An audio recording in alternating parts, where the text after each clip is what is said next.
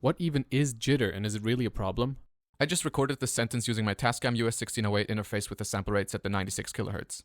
Jitter refers to the phenomenon of distortion and artifacts being caused by imperfections in the clock signal when sampling and recording audio. It can occur whenever audio is played back from a different audio interface than it was recorded with, especially if played back or re-recorded using a different sampling rate. To illustrate this, I will run my original 96 kHz recording through my SSL12 interface with its sample rate set to 44.1 kHz. Now you should be able to hear the jitter artifacts. What even is jitter, and is it really a problem? Did you hear it?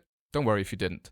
Now, after doing my best to time align the recordings in order to account for the latency introduced by the SSL12, if I invert the polarity on one of the tracks, everything the two signals share in common will be cancelled out, and the only thing we will still hear are the differences between the two signals. Now you should clearly be able to hear the crackling. What even is jitter, and is it really a problem?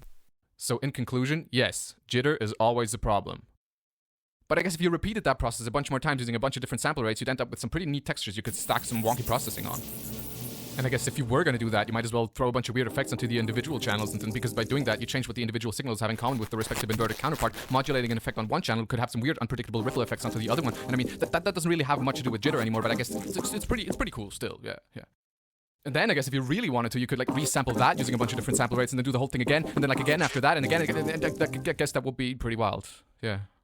But why would you ever want to do that?